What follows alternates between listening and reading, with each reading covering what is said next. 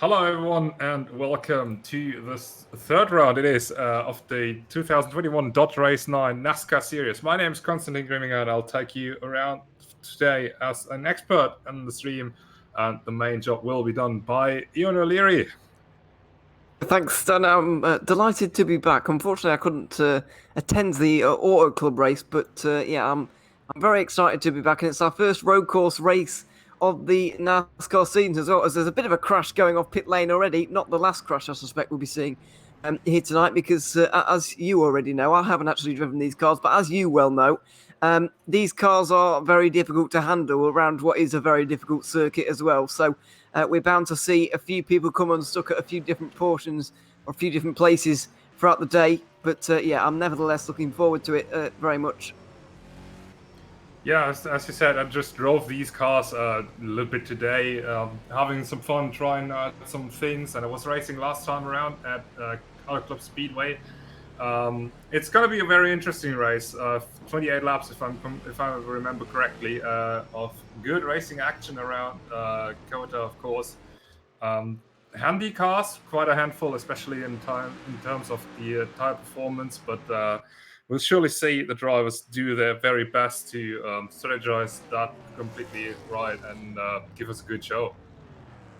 Yeah, absolutely. In terms of, we just actually seen this in the intro, but we'll go over it a little bit briefly again, because it's worth talking about. In the drivers' standings at the moment, got Jesus Chirinos currently leading by 14 points ahead of Pedro Lopez, and then Gustavo Brzezinski is just 1 point behind him, and then Richard Wanders is in fourth place in the championship. So after a couple of rounds, it is all very close, but Chirinos is starting to kind of make himself known in this championship, and everybody knows that he's kind of the man to beat so far. Ugh. You just spun around Richard Wanders. Thank God it's just warm up, so it's all good. But yeah, as you said correctly, Chirinos absolutely. He has the NASCAR experience. I was lucky enough to be part of his team like 3 years ago in an R Factor League, which was also racing NASCAR, and he was doing a brilliant job right there.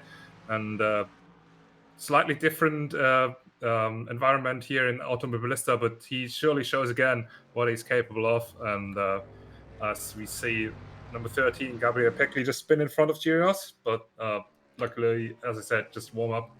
Yeah, Chirinos absolutely showing his brilliance, and he'll try to his very best to deliver again today.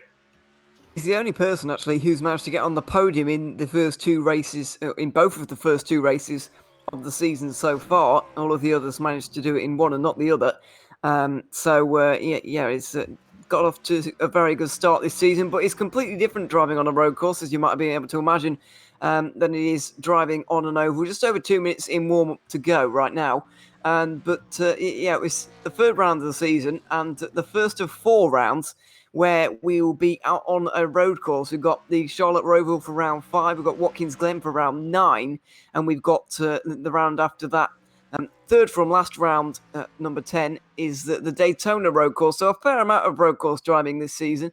About 1/3 of the races are road courses, but plenty of ovals in there as well. So we'll surely see some people doing well or better on the road course than they were at the ovals, and better on the ovals than they were at the road courses. That's just kind of the way it swings and roundabouts in a NASCAR championship.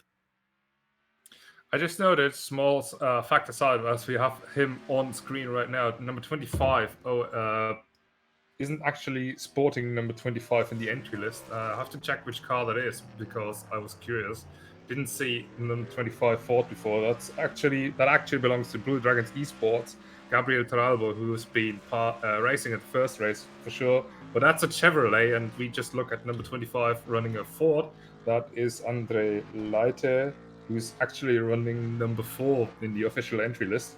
So a little bit of confusion going on, but so just we both know and all the viewers know what number is which, and number 25 is not his number. I think I can imagine some slight updates on that livery coming in for the next few rounds.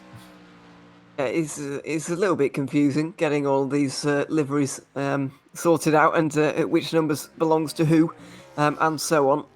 But it's purely for not purely for us, but it does help us if the numbers and whatever are right, so that we can actually see who is who, because it is a little bit difficult, as we mentioned. But I'm currently looking at Gustavo Brzezinski in the final couple of corners. See what kind of lap time these guys will be doing. We didn't quite catch qualifying before our broadcast here. Jesus Tyrannos goes to 2:18.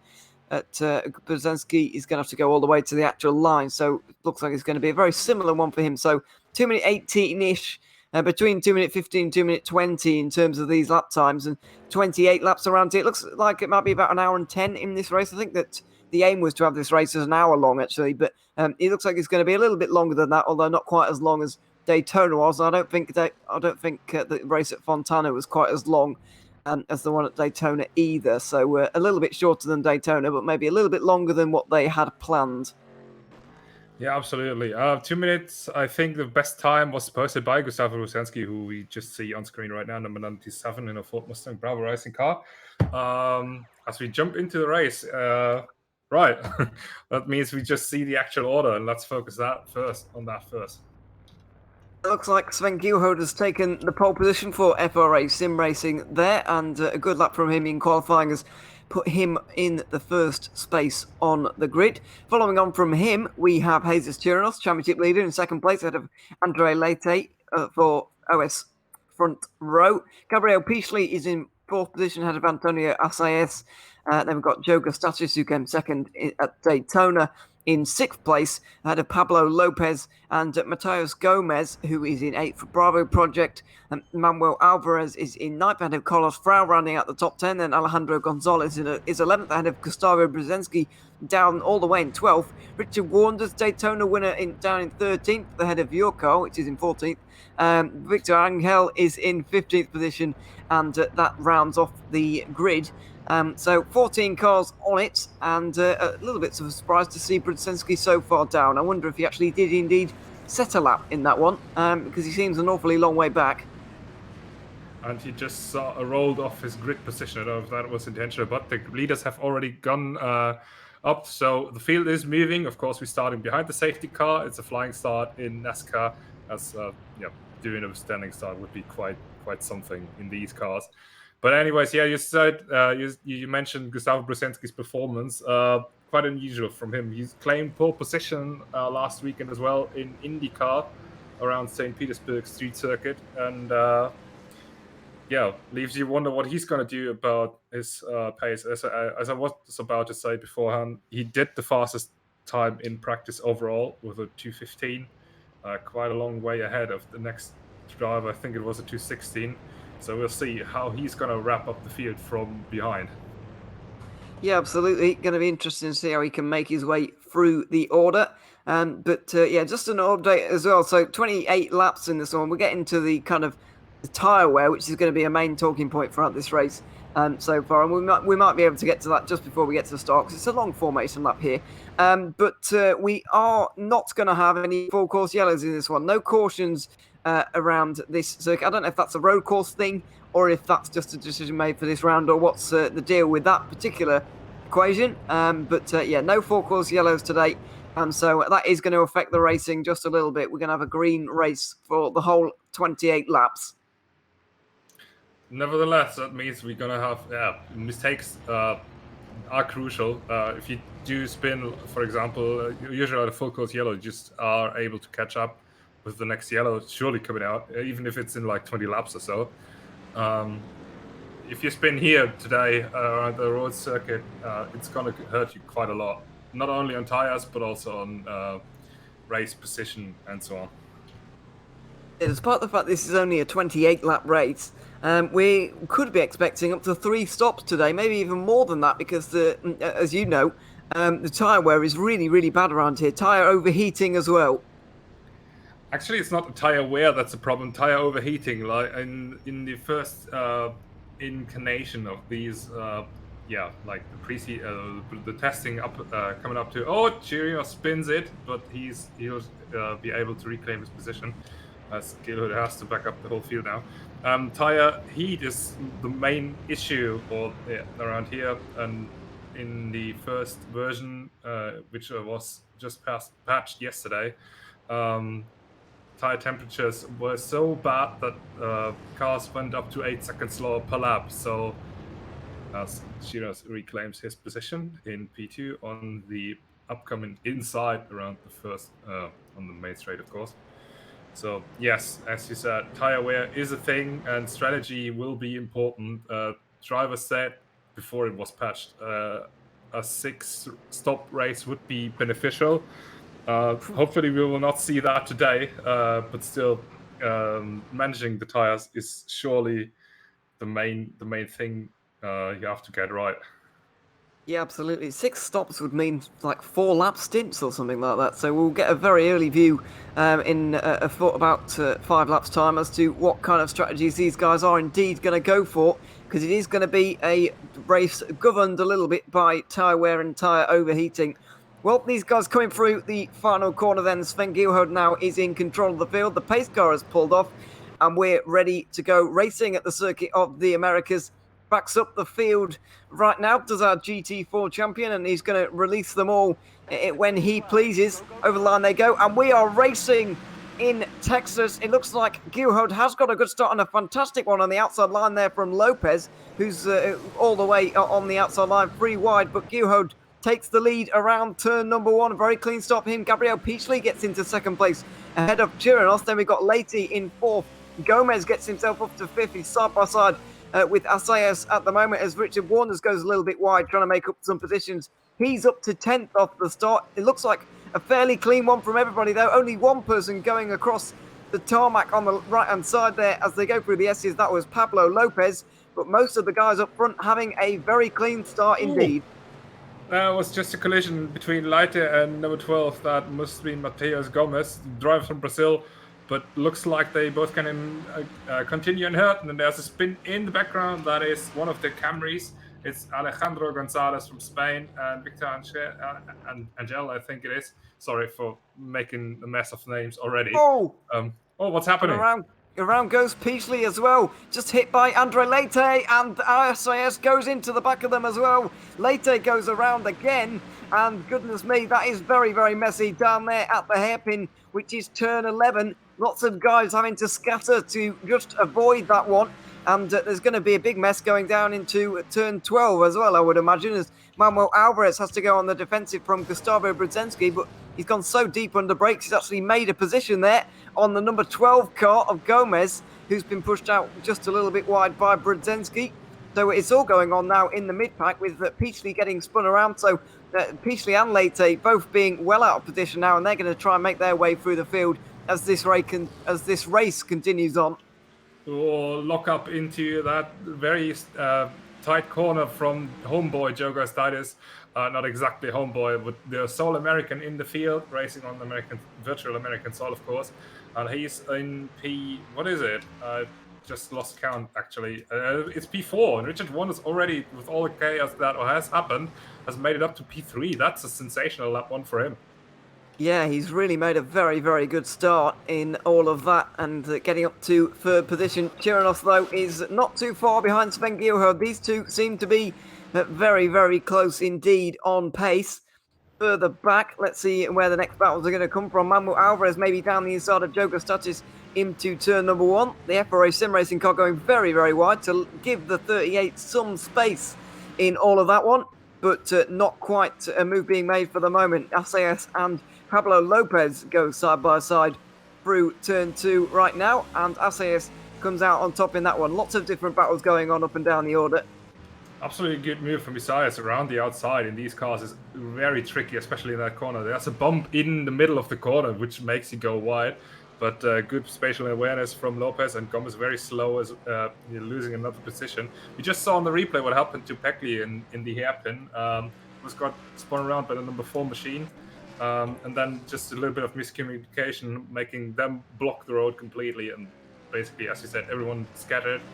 But they are all still in the race, which is good news, and are able to fight. And we can see Joe Gustatis just lost the position right here to Manuel Alvarez in the Camry, number 38. The blue car is now up into P4, but Gustatis trying to pounce back. Is he able to make it stick into the corner? We'll see.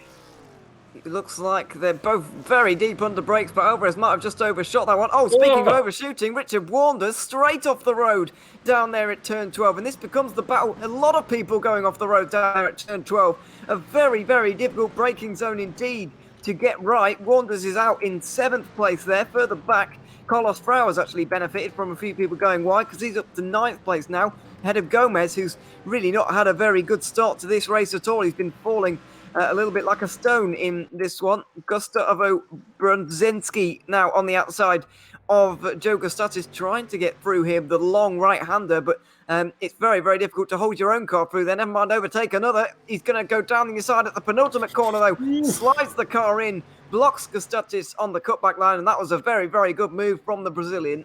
Absolutely, very on point, I have to say. I think at this point, Gustatis is already trying to save tires. Oh, at least it looks like it, because he's dropping also like a stone. Just lost 2 positions in half a lap, and gained one by Richard Wanders going basically straight on. And oh, that's another look up. And look at that, into turn 1. Brzezinski goes wide, Gustatis goes wide, but everyone else looks like they have whole position. Yeah, of course, braking with these machineries is difficult indeed, considering how much they weigh and how they perform there. So we have a yellow flag out. Well, who's that for? I'm trying to find out myself, but I'm not quite sure who it is actually for me. Number 12. I don't know. Mateus Gomez is into the wall at the hairpin in turn 1. But it looks like he has just some minor aero damage and is able to continue. Yep. Right, and there's a very slow Camry, just driver Camry. That's Alejandro Gonzalez for CMP Corse around the last corner. But that aside, all good. I just want to focus on the lead for a second. Sven Gehlt and Jesus Chirinos trying to work it out apparently, and Chirinos has caught up quite a lot to Gehlt, or at least in my what should I say, in my from my memory as Ghost. Sorry, even take it away. Pablo Lopez just getting through on Richard Wanders. That these two were battling very hard at the moment. They were actually into turn 1 and further up in front, actually. Brzezinski trying to hold on from Gustatis, but Brzezinski went very wide into turn 12. And now SAS is trying to get through as well. Things are getting very close indeed. Richard Wanders around at turn 13, or on the way into turn 13, as Gabriel Peachley also goes off, and Carlos Frau as well. Multiple cars off down there at turn 12. Richard Wanders is stopped, and he is now a DNF. Yeah, he is indeed a DNF, which is a big shame to see for him. That's very surprising, and also not good news for him after winning Daytona and being eager to return. Actually, he just gives up. That's not. I think not things going to as planned for him, but he just lost it on the braking, and I think he had some damage to his suspension there and decided better to pull it off. Yes, so good news for everyone else who was behind him, gaining a free position. And of course, just sorry, I was slightly confused. Number 13 was going off. There's a yellow flag somewhere out, but I can't figure where exactly it is. So it's hard to tell sometimes. But yeah, it seems that we've already got two DNFs from this one. Richard Warners and Victor Angel already out of this race, and so won't be scoring any points at the end of this one, I'm afraid. Hopefully that they'll be back for Las Vegas I believe it's in 2 weeks' time. Yes. After this particular race, back to the ovals for one race in a fortnight, but the battle for the lead still ongoing. Sven Gierhode and Jesus Chirinos, these two look very, very well matched on their pace right now. It doesn't look like either of them has really any pace over the other. It's just purely even between these two. They've been lapping nose to tail almost ever since this race started. Chirinos didn't get the best actual start. He did lose a position very briefly to Gabriel Peasley and Andre Lete as well, but those two came into contact. He was able to slip through on both of them and then catch up to Gierhode, but ever since he found himself in this position, he hasn't really made any moves to try and overtake Gierhode. They're in this kind of holding pattern at the moment where neither of them really wants to overtake the other.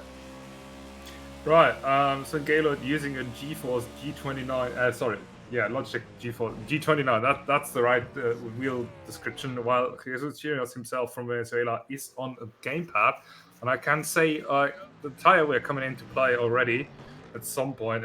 I can see Chirinos just pushing it right now and Gaylord trying to save tires, but then again, we just never know until the very end. Can also imagine that Chirinos has quite some confidence boost from gaining a position or getting a podium onto the podium at Daytona and winning the last round, of course. Championship leader, even if Sven Gierhode might be the faster drivers around regular streets or road circuits, it might not just be enough for today, as we have another yellow out. It looks like it. Let's see where that's coming from. It might have been Gonzalez, who I can see getting back up to speed right now. But I'm not entirely sure. It's very, very close from third on downwards as Manuel Alvarez goes very wide through turn one. We've got Alvarez, Brzezinski, Azayas, Gustatis, then Lopez, Lete, all very, very close together.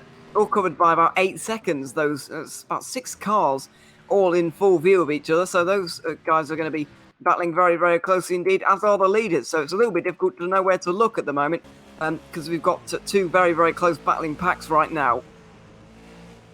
Yeah, I just have the camera focused on P2 at the moment, and we can see the full fleshed out rear of the Mustang.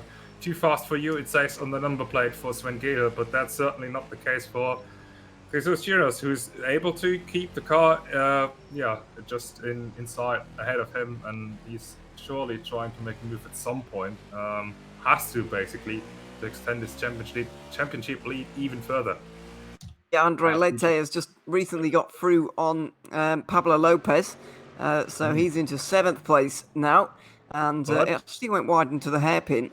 Might be in a little bit of trouble here because Lopez is catching up once again on the straight here. Big slipstream for him, but I don't think he's going to be close enough for a move unless he's going to take a big dive under the brakes, but nothing doing for the moment. It seems that the braking zones, though, are the real talking points of the track for this particular car, because as you mentioned earlier, how heavy they are and how bad the brakes are in comparison with the weight of the car. So that's where all the action really happens, as Lete gets a big slide on, gets hit by Lopez, but it looks like both of them have just about got away with that.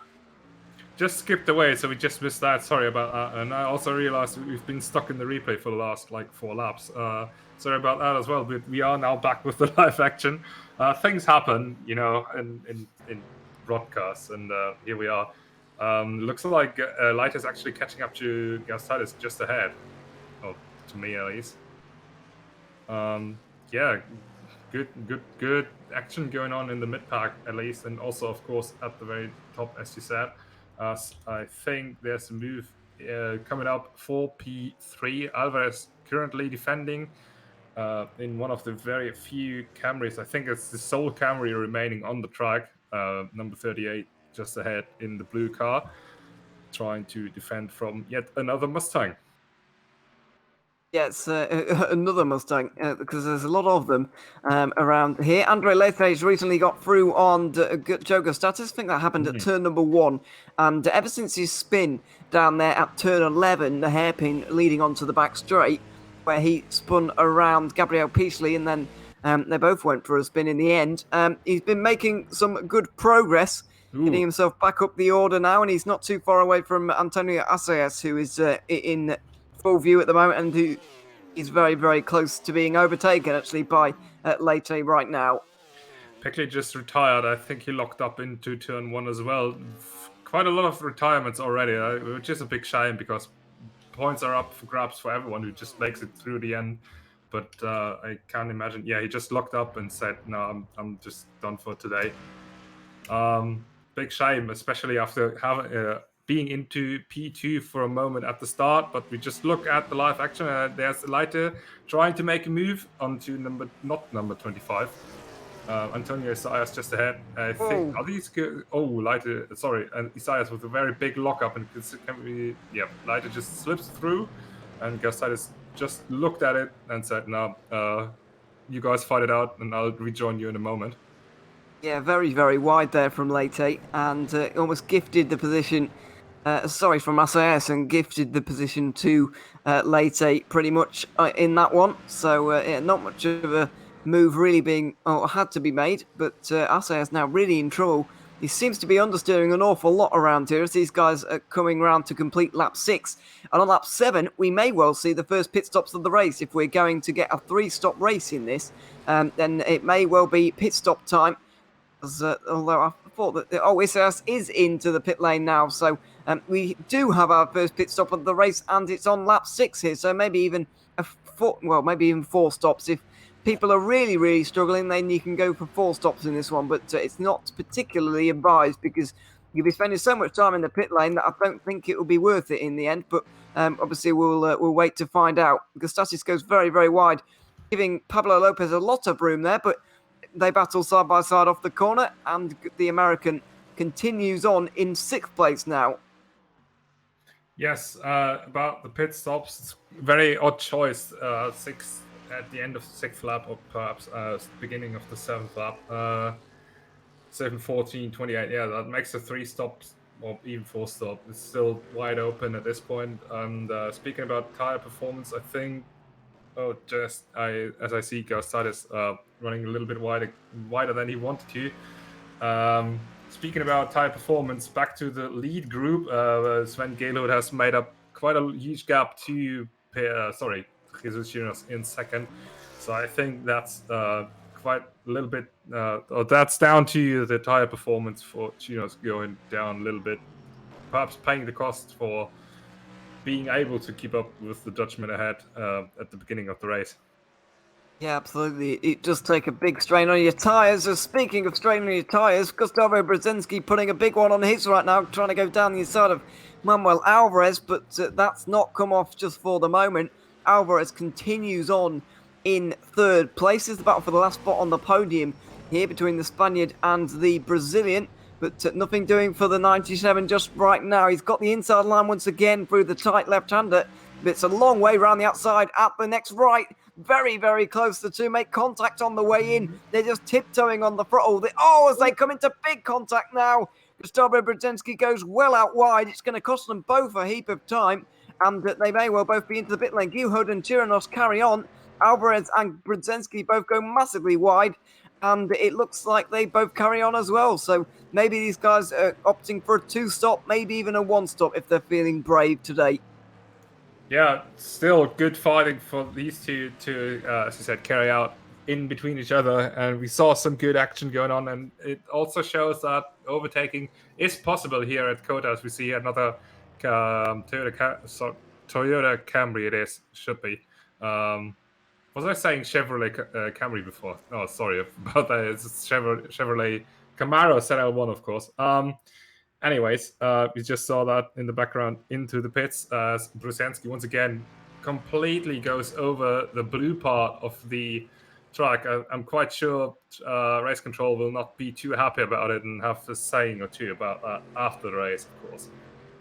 I think there's going to be a lot of people getting a message or a notification from race control about the track limits because they're fairly up for grabs around here, really. There's tarmac everywhere. Well, it's not everywhere, but there's tarmac in a lot of places, and it does cause problems on the old track limits. So it's going to be very closely monitored by race control, I'm sure. And so, yeah, we'll hope that nobody's going to be gaining an advantage from that and so on. As Joe Gustatis in sixth place at the moment, going to have to do some more defending from Pablo Lopez right now, who is currently in sixth place in the championship, by the way. Not too far off of the rest. 21 points off of Chirinos, looking like he's going to lose a few more today. Actually equal on points with Joe Gustatis. So these two have found each other quite regularly on the circuit, and they're finding each other once again here, battling over sixth place. Yeah, I mean, Joe Gustatis had a good run to win the Daytona 500 earlier this year. First round, of course, as is usual in NASCAR. But he had to skip the second race, I think. Yeah, completely right. He wasn't there at the second race. And now going back to NASCAR and showing us why he was definitely able to fight for a good result. I think Gustatis at this point just has to commit to the one stop to make a good impression, as Galehood just once again continues around the circuit and not making a pit stop from what I can assume. Yeah, right, exactly. Lead pack still staying out, and so does P3, 4, 5, 6, and 7. So basically everyone just staying out for the moment. Yeah, just for another lap, everybody stays out. So maybe a two-stop race in this one. Although you can't really split 29 into thirds. Maybe 9 laps, and there's going to have to be 110 in there as well. But we'll see if it's going to be 2 stops, maybe 1. I was kind of hoping that somebody from the leaders would go for a free stop here. I know SIS did actually go for that. And we'll get a check on him a little bit later on as, Manuel Alvarez has gone off in the first sector. He gets going again, but goodness me, he's now all the way down to 7th from 3rd position. That's a big mistake and very costly as well. Yeah, absolutely. We just saw some Toyota Camry smoking along the main straight in the background, but I think it has resettled once again, and we also saw Carlos Frau locking up in the other Camry. But yeah, as you said, costly mistake for number 38 right here, Manuel Alvarez, and he'll surely be mad about it. Perhaps this madness even helps him to regain some performance. He was running strong in 3rd, I have to say. Perhaps not as strong as the leaders, but his position was looking good to be he proved why he was in 3rd in the first place, and he'll try to make up some ground in the upcoming 18. My maths is not on point. 20 laps exactly. 20 laps. Yeah, we've got many laps to go still. We're about to reach just over 20 minutes in this race right now, so it's going to be just over an hour, about an hour and 5 minutes in the end. Sven Guhod then coming through the penultimate corner right now, and he stays out for another lap. And meanwhile, in the battles further back, it looks like Pablo Lopez has been for a spin in this one. He's down to 7th place from hounding Joe Gustatis a few moments ago. He's lost about 10 seconds and he's down to 7th. I'm so glad that you mixed up Pedro and Pablo Lopez as well, because I just do that as well. It has become quite a meme in this community. And I don't do that on purpose, but it shows that that there's some potential for it, and I'm not just completely stupid. Thank you. But yeah, you're right. We saw that on camera. Pablo Lopez just spinning as we see Manuel Alvarez now going into the pits after his spin into sector 1. We didn't see what happened there, but he decided that this set of tires has enough, and he goes definitely for a 2-stop strategy here. Yeah, so it's going to be a 3-stop strategy for Antonio Isais in all of this one, and it's going to be a 2-stop strategy for Manuel Alvarez, and then for Lopez, Gustatis, Brzezinski, Leite, Chirinos, and Guhod, it's going to be a 1-stop strategy. So 3 different strategies on the table for us here today.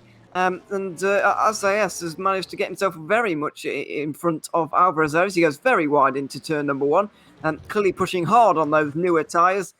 So we could really see a very good performance from Isais here. He could get himself right into the mix here because he's going to get a big undercut on those doing the 1-stop. Although he will be into the pit lane on lap 14 with these guys. So I guess he is legitimately 23 seconds behind them. And he's going to be making 2 more trips down pit lane. So it's going to be very, very difficult for him to make up that time again. But again, I was saying it earlier, running on overheated tires, or basically heated up tires, as we just say it's not too hot, is it? It costs you quite a lot. And if he's able to make up, let's say, like in 4 seconds per lap, it could be worth it.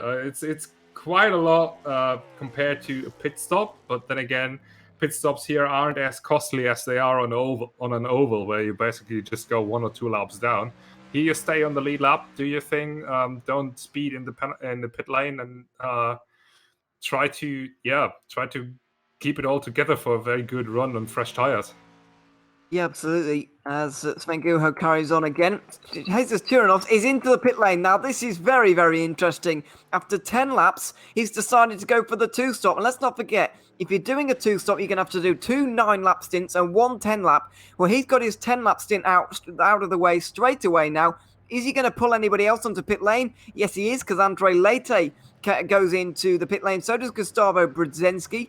And Joe Gustatis carries on. So Guho and Gustatis both carry on in this. Gustatis is about 30 seconds behind his teammate right now. So there's a big time difference between the two, but this is a fascinating race now because we've got 2 different strategies right at the very front, with Chirinos pulling a load of people onto pit lane as well. Yeah, FRA Sim Racing clearly going for an alternative strategy. I think most of these guys agreed on making just one stop. Pablo Lopez, meanwhile, just went on, and he's now straight ahead of Jesus Chirinos, and that's for position. It's not an overlap, and I think Pablo Lopez as well on the one-stop strategy at this point, and he just committed to it. Noteworthy is that Jesus Chirinos has 11-second gap to Joe Gustatis, who is in very loose end for Chirinos, who's in for perhaps helping Galehood at winning the race. Who knows what's going to happen in the next 4 laps? On the outside, yes, he's going to get him here, Chirinos, and straight away through Pablo Lopez on the alternate strategy, because he got that big undercut on everybody else, as there's a lot of traffic going on for the first sector, at the moment. But so Guho is leading at the moment with Gustatis in second. It's a good point you make, actually, because they are teammates for FR8. So Gustatis holding back Chirinos for as long as possible is going to be very, very beneficial to his teammate. So he might want to just be as inconvenient as possible. And we'll see if that does indeed come to fruition. But Chirinos now is going to be very, very fast at the moment. He's got 3 laps until his pit stop as Guho at the moment. But we've got 2 different strategies at the very front of the race, which is absolutely fascinating. Pablo Lopez, you just saw with the undercut there, by the way. Pablo Lopez, you saw the tyre wear, the overheating of the tyres around this circuit. He came in 1 lap earlier than the rest. And look at the time he gained. He came out ahead of Chirinos. So that's just an illustration of how much these tyres really benefit these guys. And getting new tyres on is absolutely crucial, really, if you want to make up any positions. As down the inside goes Andre Leite on Antonio Isaias, who's also made up big ground from pitting early. We have a yellow flag out, and it was in the last corner. I think it was Carlos Frau, spinning, and he is now getting out of the way. But yeah, I was about to say exactly the same.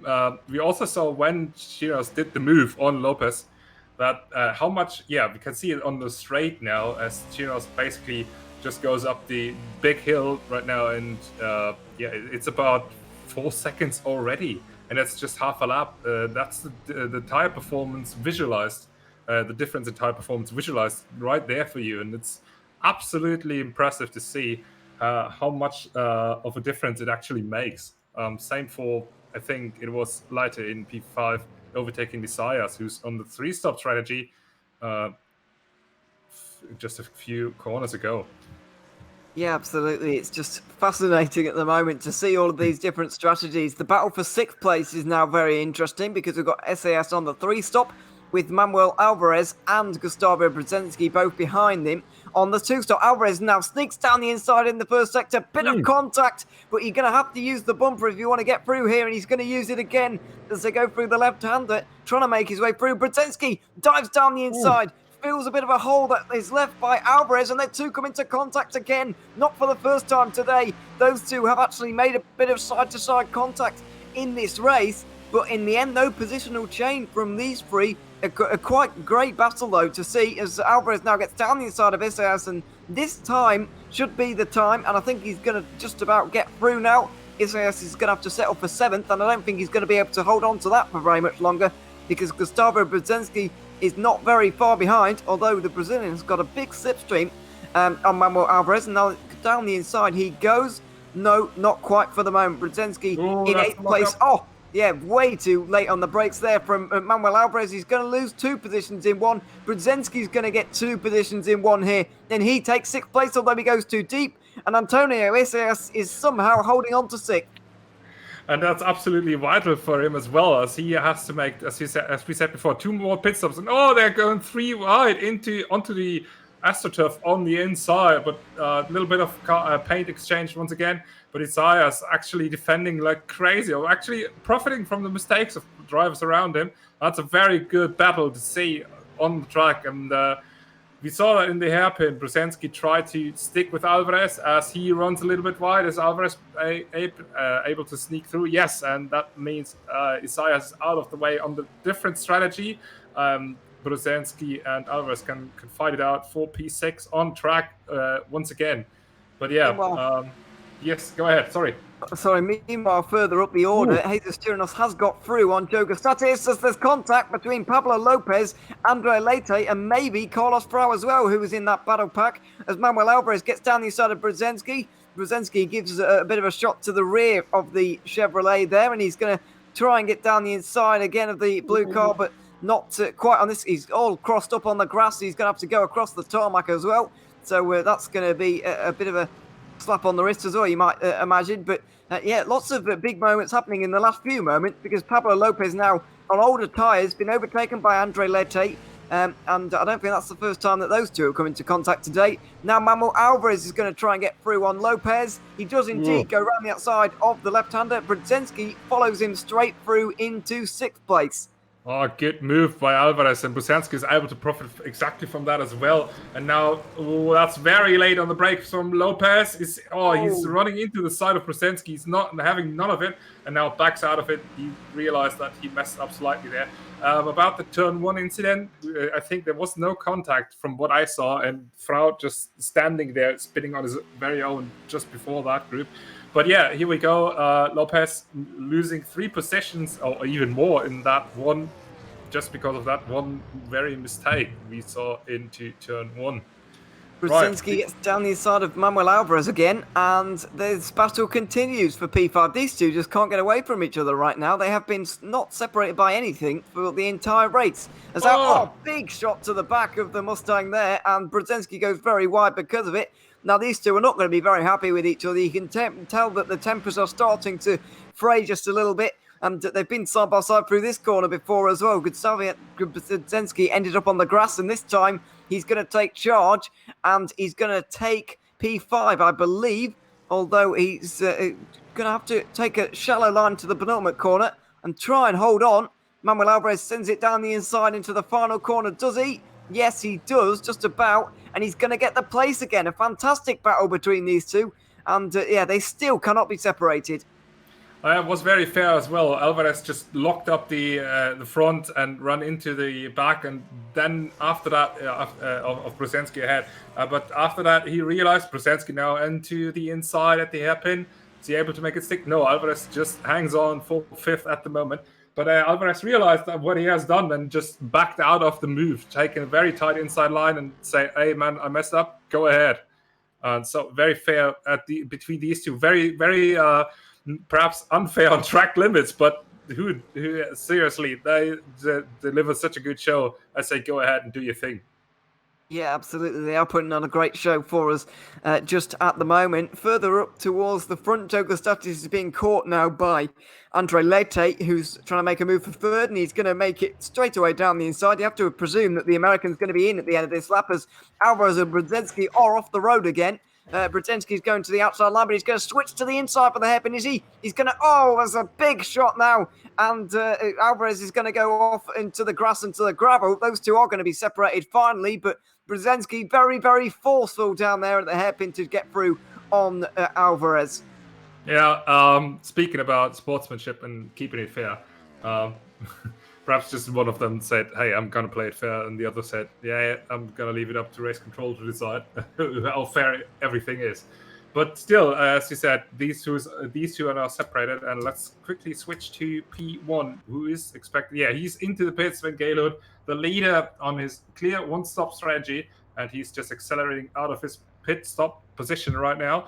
And that should give perhaps the lead to Chinos, who that's going to be a drag race into turn 1. So that's up for the lead at the very moment. Gaylord still on over the line first, but here comes Chinos, and he's able to take him momentarily. But is he able to make a stick on the brakes? Yes, he is very much, and it's just ever so tight for P1, and we just see the lead. We saw the lead change for the first time in this race. But that means Chinos just has to come back to the pits for one more pit stop. And we'll see at the very end if that one-stop strategy works out for Gaylord, or 2 stops are the way to go for Chinos. Statis goes into the pit lane. He's going to be down to 7th at the end of all this as Alvarez and Brzezinski continue to battle between those two. But the battle for the lead is going to be very, very interesting as well here, because Gilhard is not too far behind Chirinos now. The Dutch driver will be faster at this portion of the race, but it's very important still that Chirinos holds him back, because if he doesn't, then Gilhard is going to get the full kind of benefit of his tyres, and he's going to be able to run away with this race. Chirinos' order to try and win this race is still very, very big. I don't think it's likely that he will win this race from here without some kind of problem for St. Gilhard. But the least he can do right now is keep his rival behind him for as long as possible to try and benefit his strategy.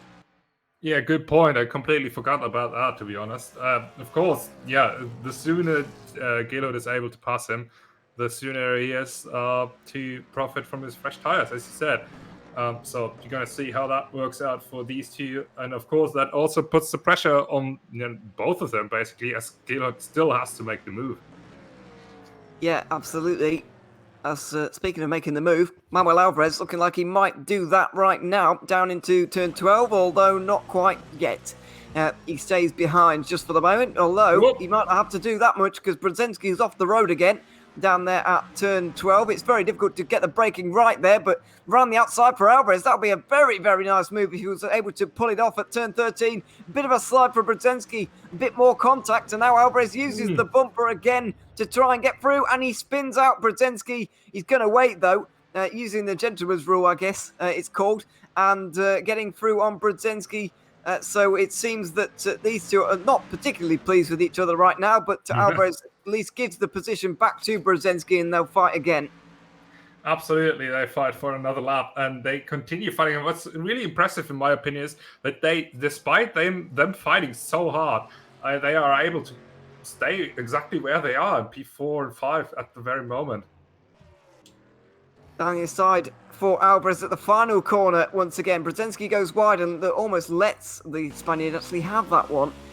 So it looks like that battle might be resolved just for the moment, although Brzezinski might have another go down into turn 1 here. Is he going to take it late on the brakes and try and get through? No, not for the moment, although he doesn't need to do very much because Alvarez goes wide himself. Brzezinski around the outside at turn 2 maybe, but not quite the run he needed to pull that one off.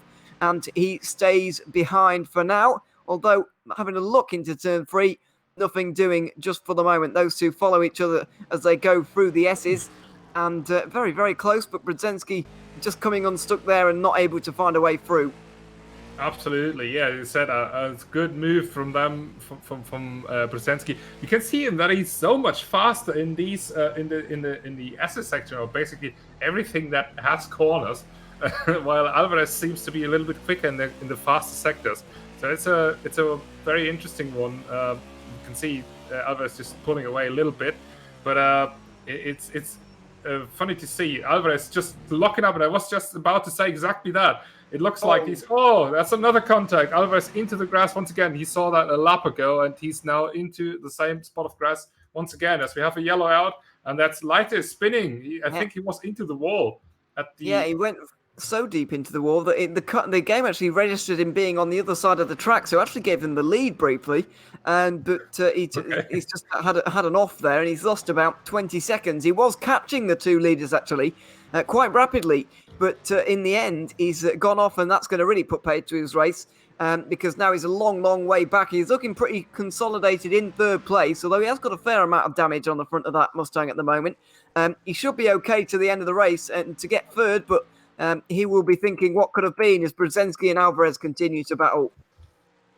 Yeah, once again, these guys are absolutely enjoying the show together. Oh, that spin for Alvarez, and that should finally put an end to that fight.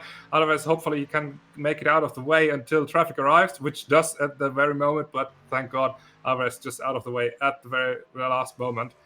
Man, that was such a good fight for them. Basically, fighting for half of the even more than half the race until this very point, as Isaias just ahead goes into the pit lane. That's a odd choice, I have to say, to go into the pits right now after skipping like his second stop, and he's doing a rather alternative two-stop strategy, I think, at this very moment, with 10 laps to go on his perhaps last stint.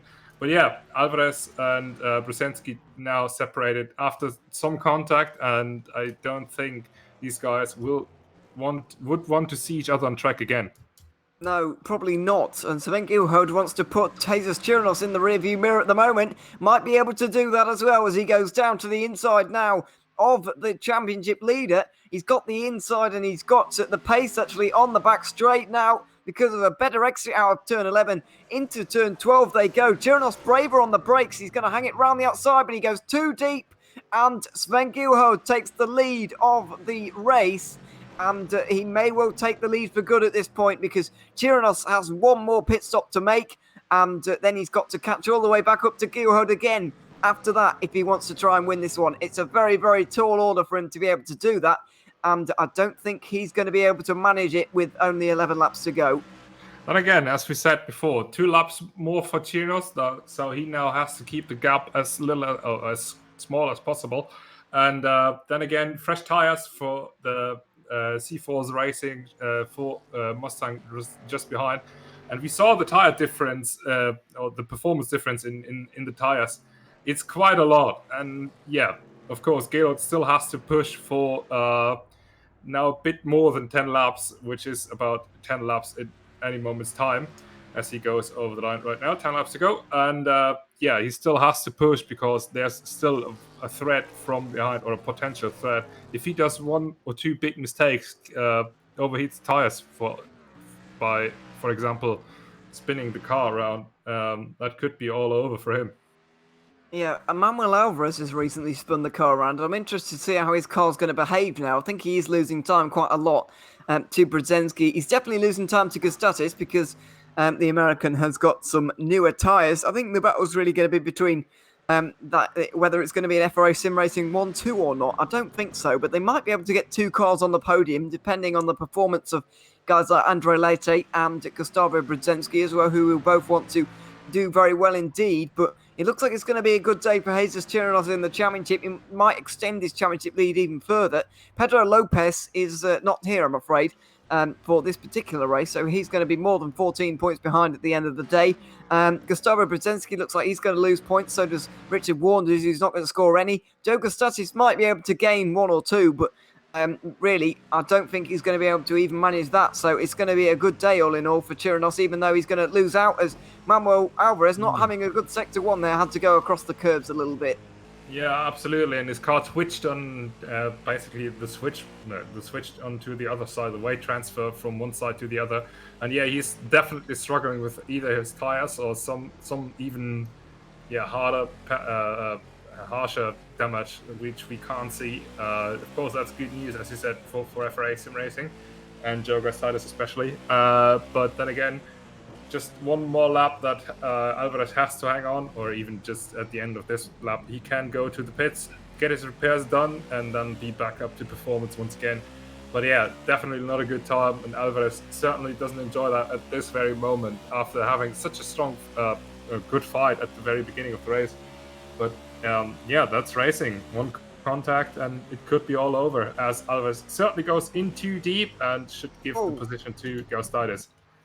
That's way, way too deep on the brakes there. Massively overestimated the performance of his brakes on that one, I'm afraid. So Manuel Alvarez is down to 6th place as most of the leaders just go on to lap 19 at the moment. Jesus Chirinos, Andre Leite. Well, actually, Leite is not quite there yet, but Chirinos certainly is going to be into the pit lane at the end of this lap, and then he's going to have 9 laps to catch up to Gilhard again. He's already 5 seconds behind his main rival for this race. But apart from that, he's going to have lots of work to do. He might be behind Joe Gustatis as well, but I don't think he's going to be behind him for very long. And he should be able to overtake the American fairly easily. I don't quite know what the standing is with regards to the championship and Sven Gilhard, whether or how many points he came in with, because I know he did do the Daytona 250, didn't have a great result in that one. Just going to wonder to see, because we know he's good at road courses, how far he is off in the championship right now. Not having a good result is quite an understatement. He actually DNF'd because of his game crashed. Oh yeah, I remember now. Yeah, from the lead, and last time around, he ended the race from the lead with the green-white checkered in 5th. So not a good result for him either. So he definitely needs to bounce back. He just has 11 points on his scoreboard at the moment, and he sits in 9th. So even if he wins, Jesus Chirinos and the top 5 are definitely not under threat at the very moment. But it's still a long way to go. It's just the 3rd race out of 12 overall, and still a lot of circuits to come, and a lot of potential wins and potential mishaps. Yeah, lots of things still to unfold. A quarter of the way through this season as we complete this particular round. And we're only in March. We're getting loads of rounds in early as Chirinos goes very wide through the right-hander there. Really starts to struggle on old tyres, does the Venezuelan. He's not very strong when the tyres do indeed get a little bit more worn. And that could be down to the fact he's using a gamepad, as you alluded to a little bit earlier on. In comes the championship leader, then just about gets it into the pit lane there. It's quite a tight entry, but he's made it in.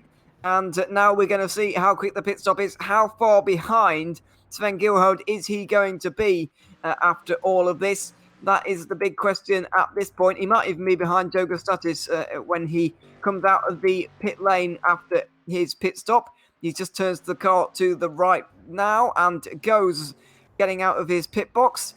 Going to have to monitor the pit speed himself. He's going to be out ahead of Joe Gustatis, but he's going to be about 40 seconds behind Sven Gilhard, maybe even more than that. Yeah, it's going to be a big task, something around 10 seconds per lap. Very odd is that Andre Leite decided to stay out, so he's definitely not in the rhythm that we have seen before. As just crawls out of the pits very slow. Brzezinski is into the pits, and Joe Gustatis, as expected, continues on. He's now in 4th at the very moment. Perhaps Leite says, okay, I'm just having a gamble for 3rd. I'm just going to stay out and just basically ruin the tires overall. But on tire wear itself, it's definitely possible, and fuel is, of course, as well. But it's a very, very interesting choice, and perhaps makes up for a good podium result for Andre Leite, even if he will massively underperform at the closing stages of this race. We could already see the gap closing here to Jesus Chirinos, who's got the gap down to below 35 seconds for the race lead here. But is he going to be able to get to Sven Gilhard in time for a fantastic finale to this race? That's the big question, really. Out of turn 11 he comes, and he's about 2.7 seconds behind Andre Leite, who, as you say, is taking a bit of a risk with this one. Decided to throw the dice a little bit, and he's decided that he might not finish on the podium in any other way.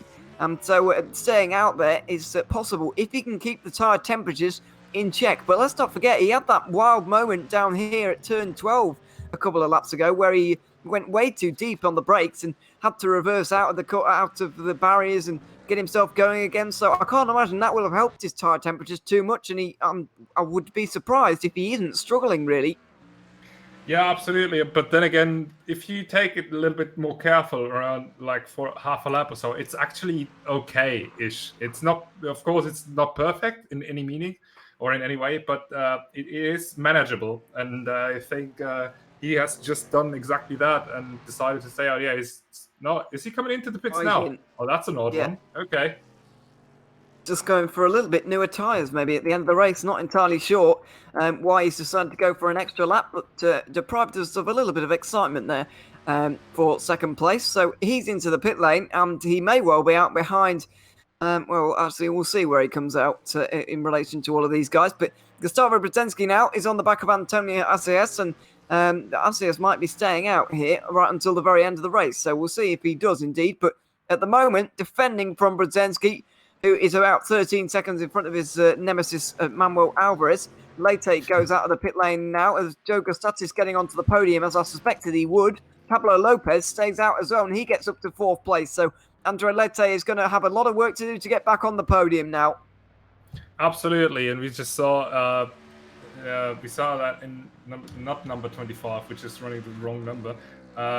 Who is it? Isaias. You spoke about him a few seconds ago. His last pit stop. Oh, that was very close for Brzezinski and Isaias. His last pit stop was at the end of lap 17, so he's definitely staying out and trying to hang on for dear life against his countrymen right behind him. And that's a bold one for Brzezinski. Good reaction time that he bailed out of that.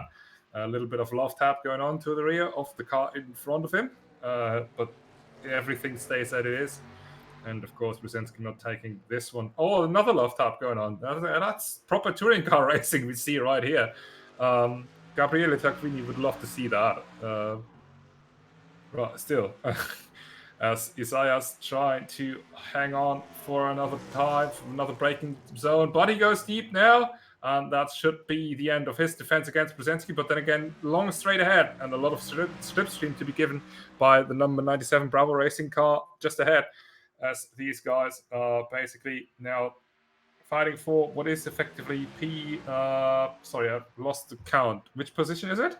P6 now for these two, as Brzezinski now. Oh, there's a bit of contact between Acias and now Brzezinski, but just lets off the throttle there, just the front row driver, and so he is able to get through, is Brzezinski, into 6th place at the end of that battle. Meanwhile, further up the order, Andre Leite has recently got through on Pablo Lopez, who's down there in 5th place, staying out just for the moment. Don't know quite what strategy he's attempting for the moment, but he's certainly slowing on older tyres than most of the rest of the field. The gap for the lead of the race, 28 seconds. So he seems to be gaining about 4 seconds a lap, maybe, for Jesus Chirinos. And with 7 laps to go, if he's able to continue on at that rate, he's going to catch him right at the line for the very final lap. But honestly, I can't see that gap coming down enough for him to be able to win this race.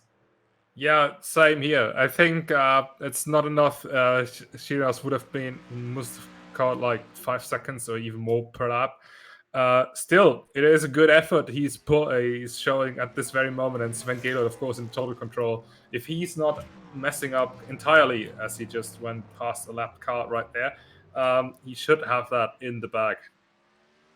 He should do, but you never know what can happen in these kind of races. The next battle that's probably going to appear for us is the one between Andre Leite and Joe Gustatis, and this could be a big fight, actually. With 6 laps to go at the end of this one, the American might start to see that a podium is possible in this race. He's not going to get the race win that was so close to him in the final of the Daytona race, where he came second to Richard Wanders, but he might be able to get another podium in this. So there's a bit of smoke coming from one of the Toyota Camrys just in front there. I think that is possibly Angel Gonzalez, who's just in front, in 10th place at the moment. It is indeed smoking quite badly as well. I don't know if that's a bad sign. Cross-side spins! Oh, he does. Oh, dear. That's going to be the end of the podium for him. It might well be the end of 4th place as well, because Pablo Lopez is not far behind, and he's going to take 4th place as well. Absolutely right. That exactly is what Sven Gaylord does not have to do. His teammate just showed it how not to do it. And 2 positions down on way older tires than everyone around him. And that surely is the end of the podium dreams for Joe Gustatis. He had a very good run until that point, but as we concluded before, one minor mistake, it's going to be very crucial at the very end. Yeah, with no full course yellows in this one, or no cautions, then it's very, very difficult for you to make up that time without the safety car bunching up the field again. So that's why we've seen a fairly spread out field, but we've not been starved of action by any means. It's been fully on between all of these guys from start to finish, really, and it's been a very, very enjoyable race here at the Circuit of the Americas. 6 laps to go as these guys go over the line right now, and we'll see whether Brzezinski or SAS, maybe Alvarez, can catch up to Gustatis and Lopez. It seemed fairly even on pace, and now the American might not even get a top 5 out of this, which would be very, very disappointing for him indeed, as Antonio SAS is into the pit lane with only 6 laps to go in one of the strangest strategic races I think I've ever seen from him. But yeah, I can't explain it, to be honest. He's into the pit lane at seemingly very, very strange times. In all honesty, would be surprised if you can explain that even himself. But then again, who knows? Perhaps some great battle plan ahead. Manuel Alvarez is not too far up the road. It's still quite a gap, I think, like about the 1.5 sectors at this point. So long gap to large gap to close for Isaias. But then again, he said perhaps he just decided he wants to end his suffering, secure his position, which should be P8 if I'm counted that correctly. And say, hey, I'm gonna have a good run until the flag and just secure my position and enjoy the rest of the race instead of suffer through it and even risk even more by spinning it. Well, quite possibly, but he was in 7th place before, so he might have been able to hold off Manuel Alvarez in this one, and the odds were stacked against him, but I reckon he might have been able to give it a good go. But anyway, he's decided not to do that, as there's a yellow flag. Where is that coming from? Not from any of the top 5, but it is coming from Alejandro Gonzalez, who I called Angel Gonzalez a little bit earlier on, so apologies for that. Alejandro Gonzalez, who's getting out the way for everybody now. He's actually 2 laps off of Sven Guhod, and Joe Gustatis also putting him 2 laps down at the moment as well. So not the best race for the CMP, either of the CMP Corsa cars in this one. They've just not really had their day today. Well, one of them is in P4, so it's not too bad. Yeah, Pablo Lopez driving for them as well. But tell you what, Joe Gustatis was actually catching up to Lopez just before Lopez's teammate, got in very, very unsuspectingly, got into the way of Gustatis and who dropped back a little bit. But I can see a battle emerging for P. Wait, why is it P4? Have you lost someone? No, that's all normal because of the spin for Gustatis. It's meant that Pablo Lopez is up to 4th. Yeah, right. And so it's all about to very converge on each other, really, because Lopez is being caught by Gustatis, and Brzezinski is catching both of them right now, as long as Gonzalez doesn't get in his way too much through Sector 1, although the Toyota just skips across the curbs ever so slightly. Brzezinski is going to be really wanting him to get out of the way at this point, but Gonzalez is carrying on with his race as it stands. Brzezinski is going to get really lots of time lost from this. With about 4.5 laps to go, he's finally going to be able to get through on the driver in front, but he might be a little bit frustrated by that, and he's going to have a bit more work to do now to catch up. Yeah, it all helps the one black and red Mustang that's in P4. So perhaps a little bit of strategy going on. Oh, Brzezinski spins it at the exit of the hairpin. Not completely, but he was around 90 degrees to the circuit, and that gives up. That basically gives hope to Alvarez. Manuel Alvarez, who's now into the side at the far end of the straight, and of course Alejandro Gonzalez slipping past once again as well. So Brzezinski has to clear him all over again, and which he does now by going. I tell you what, I wouldn't want to be in place of the front or rear bumper of Brzezinski's car. How many hits has he taken? All the side. Today? Oh, once again, all the side of basically anything of that. Around goes Alvarez in the background. Round at turn 13, so that may put paid to his chances of getting 6th place in all this one. Some mistakes starting to creep in for these guys as we're getting down towards the end of this race. 4 laps to go at the end of this one, and the concentration clearly starting to go. and some mistakes starting to creep in. A little bit surprising to see this, but with the amount of racing that these guys have got behind them right now, it's hardly surprising that it has taken something out of them, because we are starting to see that concentration just drop ever so slightly.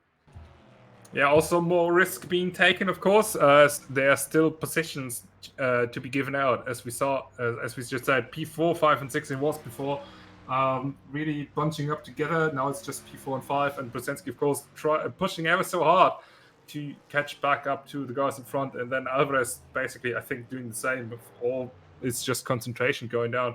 Nevertheless, it's still a good fight coming up for P4, in my opinion, because Gustavo has caught up quite a lot once again to Lopez just ahead of him. Yeah, he's doing a pretty good job right now, but these two are so evenly matched on pace that it is quite difficult for the FRA sim racing car to actually get involved right now. That he's trying just for 1.1 seconds between the two of them. And that may well be where the battle really comes from in the remainder of this race. Just an update on the leaders, by the way, as well. Sven Gilhard's coming through the final corner for the 25th time of asking here today. He's got a 22-second lead, so the amount that Chirinos is catching each lap is closing, and it's now actually not far away from going the other way, where Gilhard gains time on Chirinos here. So it's looking like the championship leader is resigned to second place in this one, as long as he doesn't have any more problems today. A little bit late on the brakes for Galehood, but that should not diminish the gap by quite a lot. It's actually quite the perfect drive once again for the Dutchman, number 74 FRA sim racing car. Basically, I don't want to say it as expected, and I don't want to curse it. We know commentators curse is a thing, but yeah, we just see that gap's now increasing to 23 seconds once again to Chirinos. If anything, Gilhood, if he's able to carry on like this, he can be proud of himself once again. Yeah, right. Absolutely. The battle's on, though, between Lopez and Gustatis. P4 is where it's at the moment, and Gustavo Brzezinski is only 6 seconds behind. So despite the spin that he had a little bit earlier on, he's starting to close in a little bit again. He might get involved, especially if these two start fighting. But there's still a good 7 minutes or so of holding off for Pablo Lopez to do right now, which is a tall order for him, I have to say. With the pace that the American has been showing so far, looks like Lopez is going to have his hands full in the final 3 laps of this race. Now he's going to defend to the inside as they go up towards turn 1, using the slant of the hill there to brake his car a little bit and try and knock off some speed. It looks like it's worked for him quite nicely there. Gustatis not able to get the cutback on the run to turn 3, and Lopez stays in front for now. Yeah, absolutely. I'm quite surprised, to be honest, because the pit stop of Lopez, it was, I think it was in lap 20. No, was it in lap 20 exactly? I think it was in lap 19. So while Gustatis has pitted 5 laps earlier, so there's quite a lot of difference, which of course diminishes over the over the course of time in tire performance. But still, Joe Gustatis on 5-lap older tires, if I remember correctly, and shouldn't be able to hang on that easily to the car in front, but he does, and that's also once again an impressive drive. And without the spin he had, it should be easily into P3. It is, sorry, but perhaps he's able to recover by overtaking the spinner just in front of him. Yeah, quite possibly. Andre Lette is in P3 at the moment, and he's all on his own. He's got 24 seconds in front and 21 behind, and so completely in a world of his own. He looks like he's going to take a very nice podium for himself today. And in terms of this championship, which is starting to kind of bubble up a little bit in terms of the standings, Jesus Chirinos looks like he's going to extend his championship lead to 24 points over Gustavo Brzezinski as things stand right now, unless Brzezinski can get some positions in the final few moments. And Sven Gilhard, because of the fact he got 5th place back in the Auto Club Speedway race, I think, if my maths is correct, he is going to be 25 points behind at the end of this race, which is quite a lot. So after only 3 rounds, he's got a good 25 or 24 points on Brzezinski. 24 points on Brzezinski and 25 on Gilhard. So, a good day for Chirinos all in all, even though he's not going to be able to get the race win. Yeah, still, P2 is quite a thing to catch, of course. And he's considering how much of an attrition we saw at the beginning is he's should be proud of himself as well if he's able to hang on as we watch Geelhood go into the hairpin once again at the end of the long straight. He's now just 1.5 laps to go to finish off this race, and it has been. We saw some good performance until this very point, of course. While we just eagerly await the next move done by Joe Gustatis in P5, and Lopez running very wide. That will compromise his exit at the very next corner, and perhaps that's the chance Gustatis is waiting for all the time. Well, yeah, quite possibly. As Geelhood is coming through the final couple of corners right now to start the final lap of this race. So we'll have to remember that as we get engrossed in this battle between Lopez and Gustatis for P4, which looks like is going to be the primary entertainment for the final few moments of this race. Not very far to go now for Geelhood. Just 5.5 kilometres remaining of this race. And then that will be it for him, and he will get his first race victory of the NASCAR season, and it will be our third different winner in 3 races. We had Wanders, Chirinos, and it looks like we're now going to have Geelhood at the front of the field, adding to his 3 race wins that he got in his GT4 title winning season between 2020 and 2021, where he managed to clinch that title a round early as well. So it's been a very good season, a very good start to 2021 in RACE9 so far, for Sven Geelhood, picking up his 4th race win in the organisation. Yeah, absolutely. I mean, Sven Geelhood was so dominant in the GT4 Cup that he actually was able to skip the last race and still become champion by quite a margin. We all know that he's able to deliver, and he just does that exactly once again. Didn't come together at Daytona for a very unlucky game crash. Didn't come together at the last round at Auto Club Speedway, where he lost the lead in the last 2 laps, which can happen if you have pack racing, of course. Not much he could do about it, I can imagine. But yeah, finally everything is coming together for him today, and he should be able to score a good race win here as he breaks hard once again into that kind of tricky corner. We saw a lot of lockups into that. As we just quickly go back to the fight for P4. Everything stays as it is, but Brzezinski is with them now. So it's going to be a very interesting end to that fight as we see Sven Geelhood once again entering the last sector at the very moment's time. Of course, famous corner for Max Verstappen to lose a podium right there.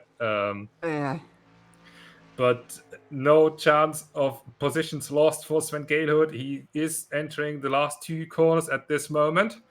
Even take us over the line. Yeah, final corner then for our GT4 Cup champion.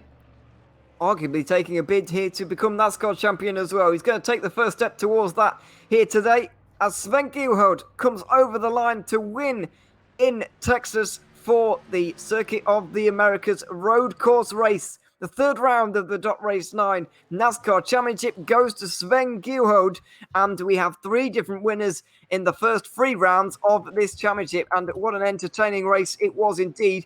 Jesus Chirinos has had a 3rd place at Daytona, 1st place at Auto Club. He's going to add with a 2nd place here at the Circuit of the Americas, as Andre Lete is going to round off the podium. We're going to focus now on the battle for P4 because it's very, very exciting indeed between Pablo Lopez, Joe Gustatis and Gustavo Brzezinski, all fighting for points, for positions and for prizes as well.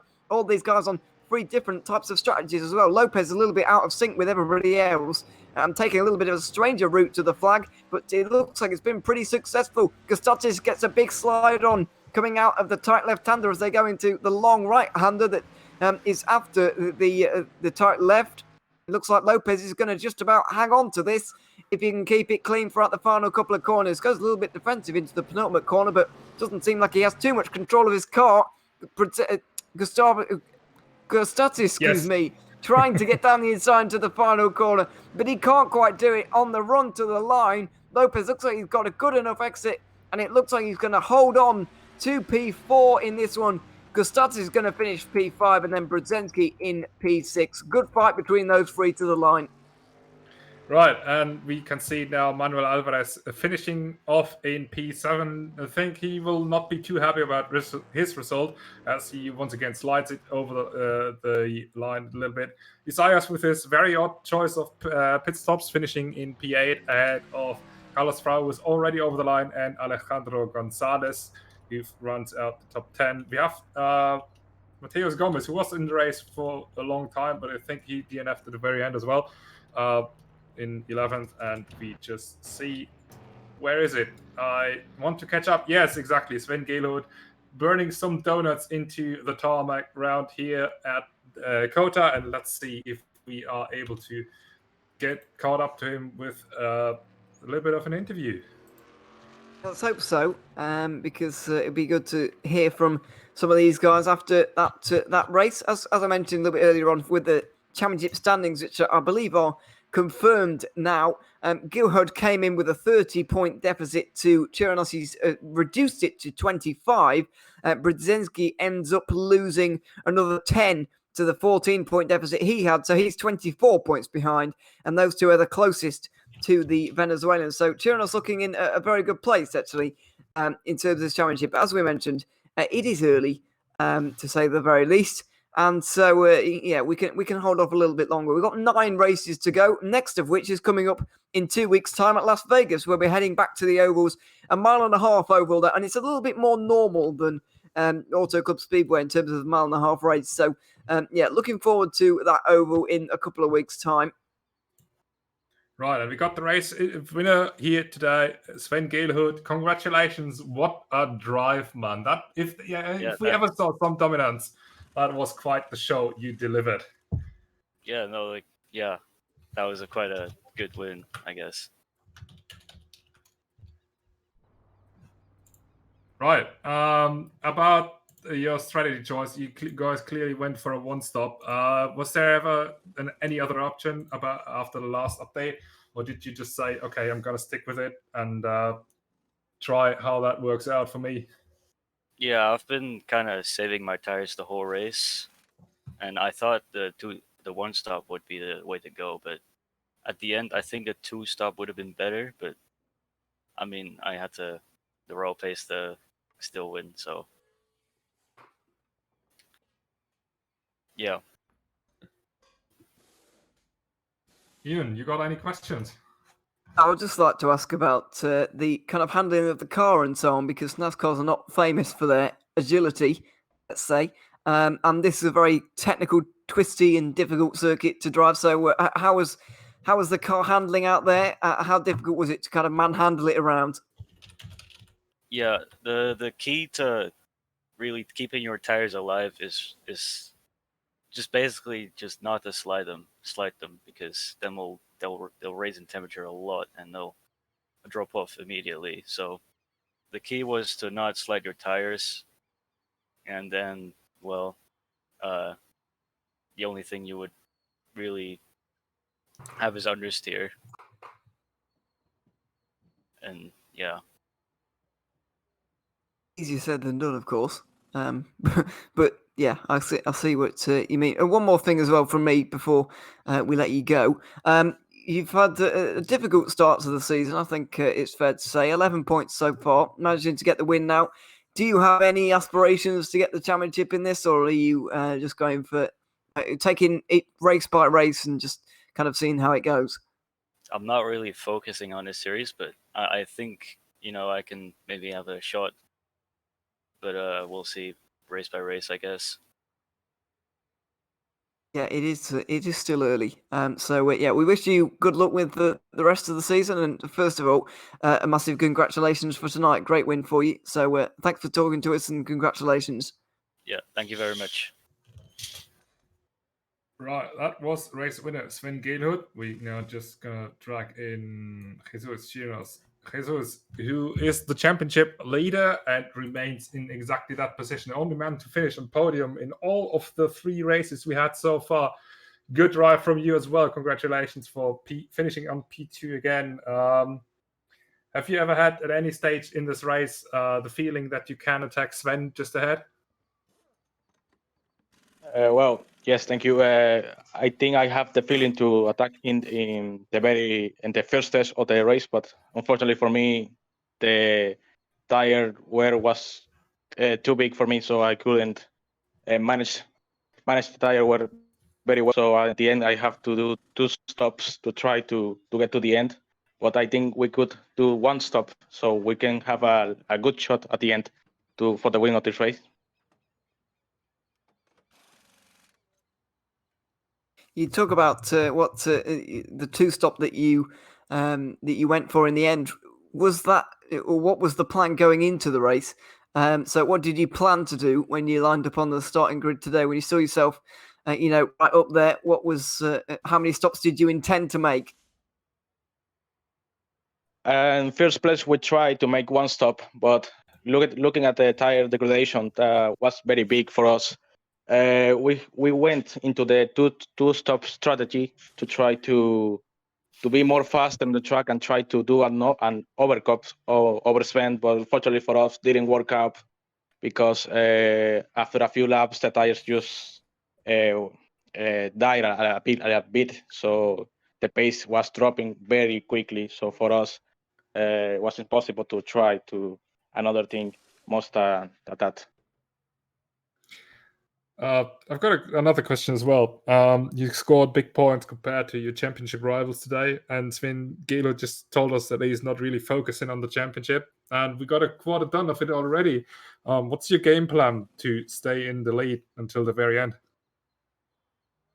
Well, the plan for this championship is just to get the most points we can in rock courses because we are not very good in rock course.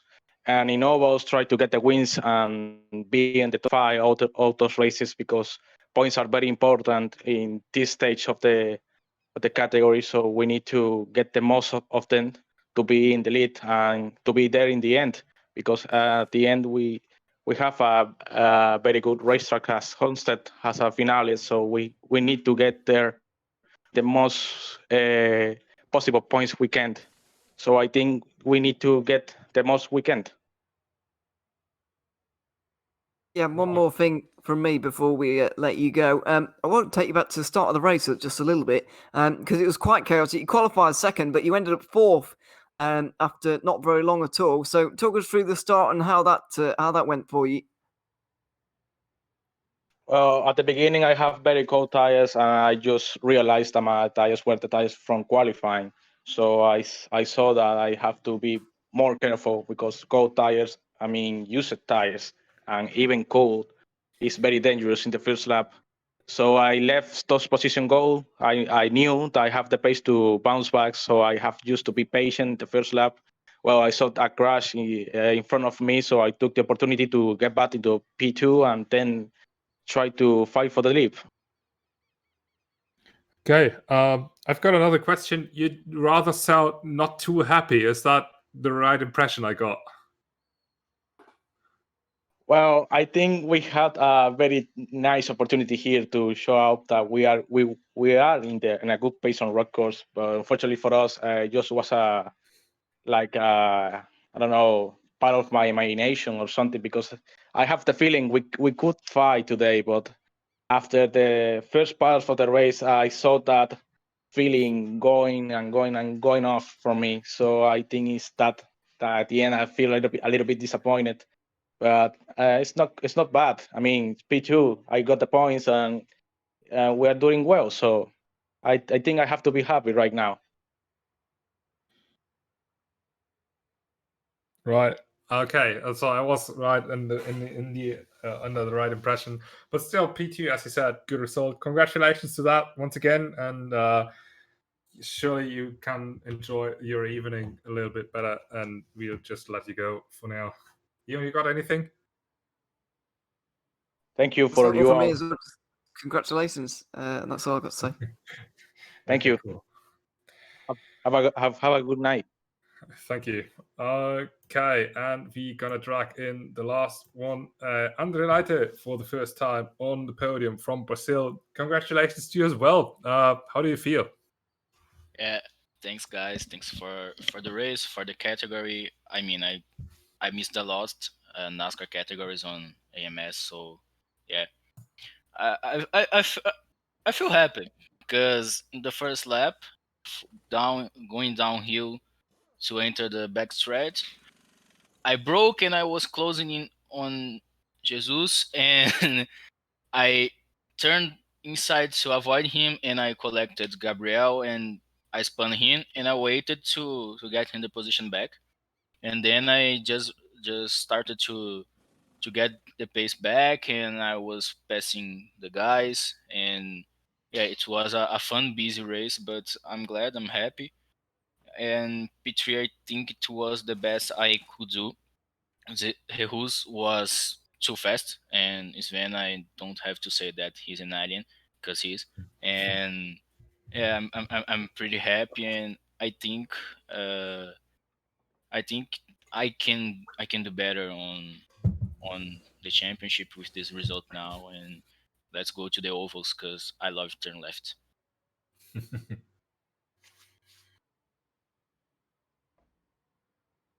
Yeah. I guess I'll chime in as well with a question. From the point where what are you laughing at? From the point that you got spun, or well, I'll say got spun around on lap 1 and had to do the waiting and whatever went on. How was it like coming through the field? How was the overtaking out there? It looked fairly easy from where I was sitting, but what would you say on that? Was overtaking easier than you were expecting or not? No, it looked easy, but the car behaves so I would say funny because one lap he starts, other lap he's loose, and one lap you brake on the 100-meter board and he breaks. Other lap you brake, he doesn't brake. So it was kind of difficult to do the overtakes, and I saw a lot of guys going wide and then come back into the track like if wasn't anyone there. So I had to avoid that, but I had a good pace and I could overcome these troubles and could get back on the P3. That was where I qualified, and it's a very, very good place to be. Yeah, absolutely. So yeah, all I've got left to say is congratulations on your podium today. And, yeah, thanks for talking to us as well. Thanks for the interview. Thanks. Right. That's gonna wrap it up, I think, for today. We both see each other tomorrow for the IndyCar race, if I'm not completely wrong. While you will be joined by Ron Squire for the Indy Lights, which is also happening tomorrow. So we're gonna see 2 races in one day tomorrow, and at this very same circuit. It's the Circuit of the Americas, of course, here in Austin, Texas. And yeah, thank you for bringing me and everyone else through the race. It was certainly a good entertainment, and I've enjoyed it a lot. Yeah, I've enjoyed today's race massively as well. It was a really strategic one, really. And I enjoy those kind of races because I don't see them too often anymore. But yeah, really, real strategic race today. Unfortunately for Chirinos, he wasn't able to quite get there and give us the finale that we maybe hoped for at one portion of the race. But yeah, we can't have it all, can we? Really, at the end of it all. Yeah, I'm looking forward to tomorrow though. A couple of races at Circuit of the Americas again. Indy Lights followed by IndyCar. So yeah, looking forward to that, and I hope everyone will join us for it tomorrow.